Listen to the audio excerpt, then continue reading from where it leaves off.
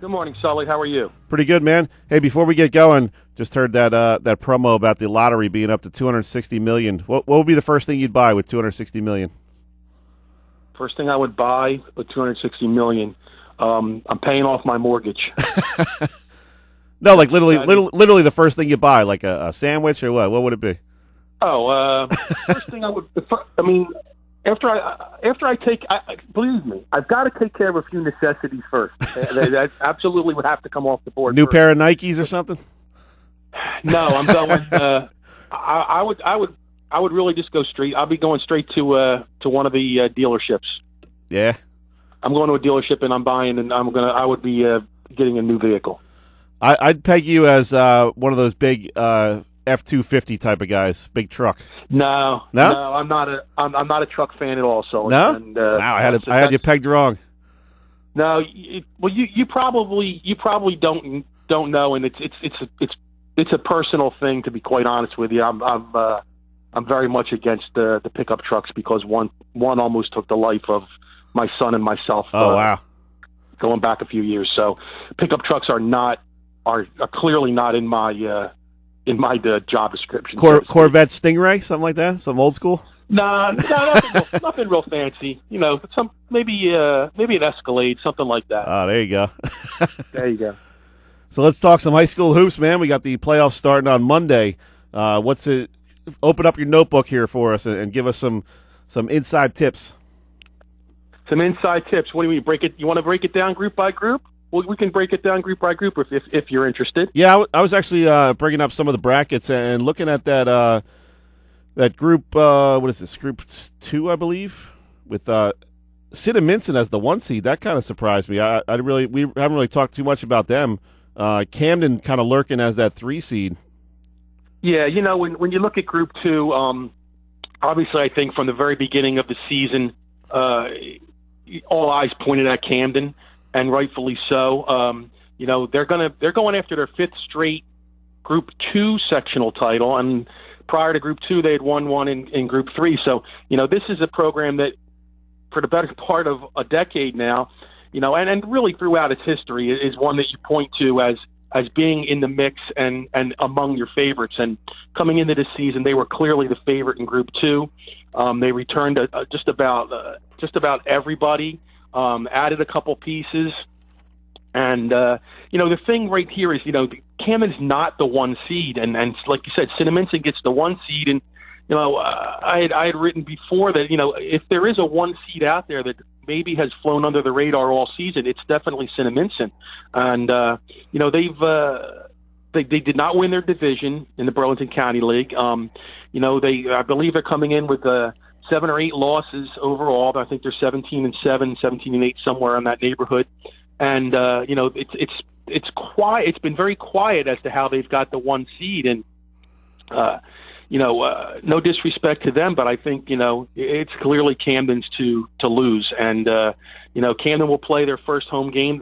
They still don't have a gym, so they're going to play their first tournament game at the Creative Arts High School in Camden, which, from all understandings, has about 3 rows of seats. So, it'll be interesting to see how that, all works out. But, clearly in 2, I think Camden is the team. And, for Camden to get to the championship game, if the brackets were to hold, they'd have to play Haddonfield again, I think. I think Haddonfield as a 2 seed can get to the semifinals, and another program that hasn't had its own gym all season as well. So they've been playing home games at Cherry Hill East. So it'd be pretty ironic that, if Haddonfield and Camden got to the semifinal, that the game would be at Cherry Hill East on John Valori Court. So it'd be an interesting game right there. But, I think in 2, clearly Camden's the team to beat. Now, assuming they make it past Overbrook in the first round, awaiting them in the second round would be either Willingboro or Sterling. Could either one of those teams kind of give them a scare?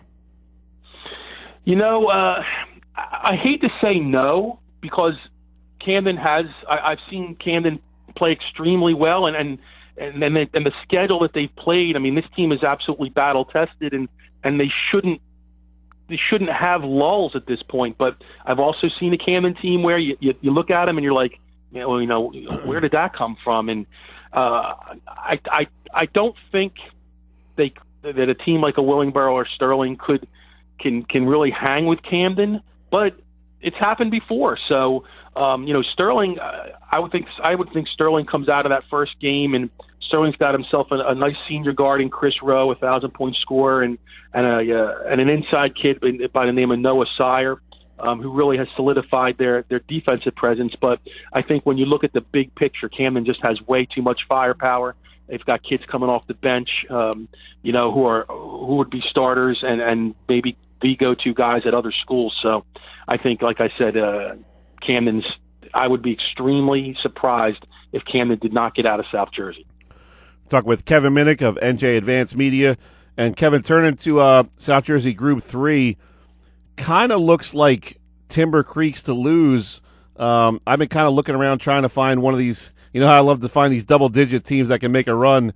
I think I'm hanging my hat on Highland this year. 10 seed. Hang your hat on Highland. 10 seed facing number 7 Cumberland. If they make it through that, they'd probably have to face number 2 Seneca in the second round. Although Triton, they get a pretty good squad the last couple of years, they might put a scare into Seneca.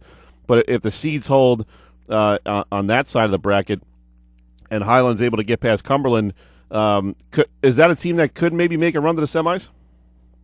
You mentioned Highland and you mentioned Triton, and to me, people will call. I don't know. They can call me whatever they want, but I see Triton. Triton is a 15 seed, which their record is they're 10-14. They've won, I think, 3 or 4 in a row now. They kind of struggled during the season, but Triton has himself a player in Jalen Collins who, in the last month of the season, has taken them to a point where I didn't think they would get to. And the Collins kid is averaging 30-plus a game in the last, 5 or 6 games. He's scored. He had 45 the other day to set the school record. He's really carrying them. He's a double-double every night. He's good for a couple of assists and steals as well. And I kind of maybe went out on a limb, but I think Triton I think Triton can beat Seneca in the first round. I think Seneca is a team that after they beat Shawnee, they didn't win a game for the better part of 3 weeks. It may have been more than that. I think they lost 8 in a row before they knocked off Woodrow Wilson in a close game to kind of break that skid. And I think Triton is a team that if they can go into Seneca and pull off an upset there, I think Triton is a team that could possibly make it to the sectional final. Wow. They've played Highland just in the last week or so. They knocked off Highland. They are in the same school district along with Timber Creek, and I just think that Triton's really has everything going for it right now. And I could be wrong and Seneca wins by 20, but I think just what I've seen out of Jalen Collins in this last month, it's hard to say that one guy can carry a team in a basketball game and a basketball season to a championship. But I think Jalen Collins is that kind of kid who can take them to at least a surprising win in the first round. I'm really convinced of that. And Highland's a team that's kind of struggled a little bit this season. They've been up and down. They've had players in and out. They've had players hurt. They've lost players. So they've been rather inconsistent, to be quite honest with you. They've got a couple of real nice players. Dante Messino really sticks out in my mind. Here's a kid who's about 6'3", playing guard for them, who's he's one of those kids that's just relentless, and he'll fall on the floor a dozen times a game, just going after rebounds, going after loose balls. He gives it everything he has. So I think Highland can knock off Cumberland in that first round. It'll be a road game, and it'll take Highland's best effort because of their inconsistency. But I can see a Triton Highland matchup in the quarters. And Kevin, looking at South Jersey 4, that's going to be a heck of a bracket, man. I mean, Atlantic City comes in as the 3 seed. They might be the best team in South Jersey. You also have, obviously, Shawnee is a great team up there at the 1 seed. Toms River North at the 2 seed. Eastern is the 4 seed, and they've beaten the 3 best teams in the Cape Atlantic League. So, I mean, that's going to be really you win that section, you're going to earn it. Yeah, 4 is always navigating the minefield, and 4 is just a bear. And you pretty much mentioned the teams that are the teams that I think can work their way out. And you look at a team like starting out with Eastern. Eastern early in the season, they had lost a game down at St. Augustine against CBA, where they had the game and they couldn't finish. And at that point in time, that was Coach Kevin Crawford's biggest concern is that they hadn't been able to finish games. Well, from that point on, they pretty much finished games for the most part, and they played a very, very tough schedule. Most teams in the Olympic Conference, the crossover games are tough. The non-league games that they get matched up in different showcases and events are tough. And Eastern has the elements to really to make a run. They've got two very good guards in Troy Edwards and Jesse Barbera.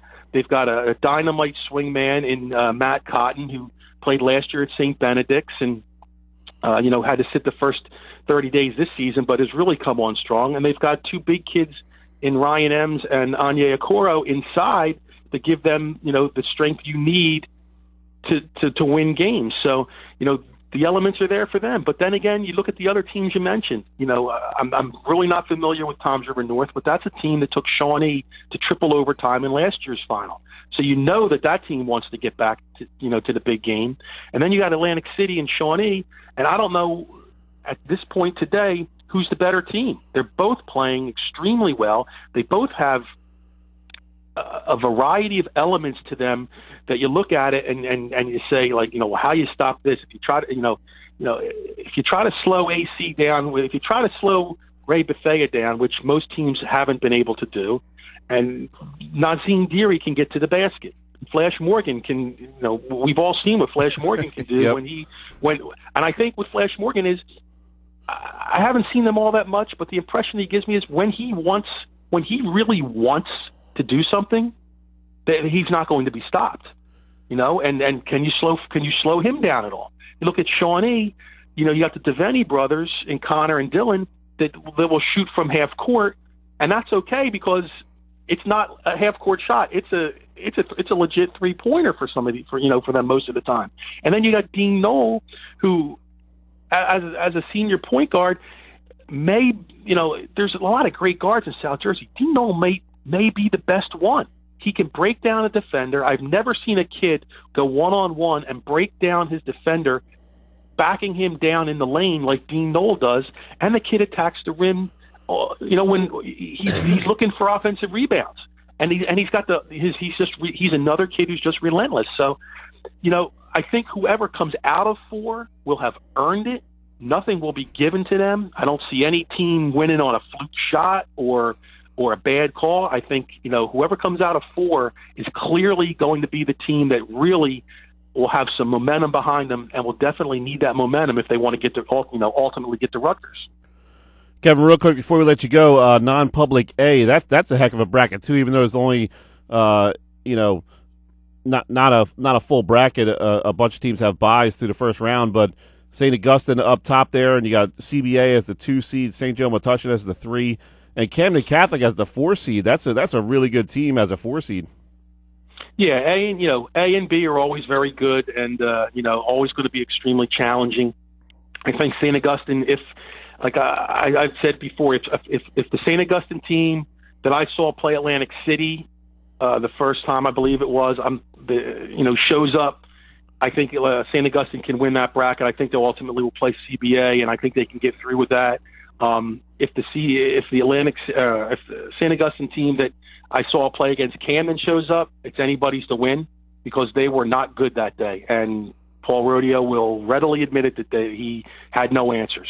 So A is always tough, and throw B in there. B's a huge this year. I think Wildwood Catholic's going to get a chance to have a home game in that semifinal against Trenton Catholic, and that's going to be a war. And on the bottom side of that bracket, Ranney is absolutely phenomenal. I think Ranney gets out of B because they've just got 3 extremely talented players, 2 of juniors, and that are national caliber players. So it's going to be interesting. Obviously this is what we've been pointing to all season, and it all starts on Monday. And it's the best time of year. And not to forget Group 1, I really like Penns Grove in Group 1. They're the 2 seed. They've got 2 dynamic sophomore guards in Jamar Johnson and Kayvon Lewis to go along with a senior big man inside and Jawan Roan. They look very, very good. They're athletic. They're tenacious. And I like Pensgrove in 1. So, like I said, when this tournament starts, this is what we've been looking forward to. And, the next 2 weeks are going to be extremely exciting. Good stuff, as always, Kevin. We'll see how the first couple of rounds shake out, and we'll catch up with you next Saturday morning. All right, Sully. Very good. We'll see you this afternoon down at Stock. Yeah, man. I'll be there. All right. Take it easy. All right. Thanks, Kevin. Bye-bye. That was Kevin Minnick of NJ Advanced Media.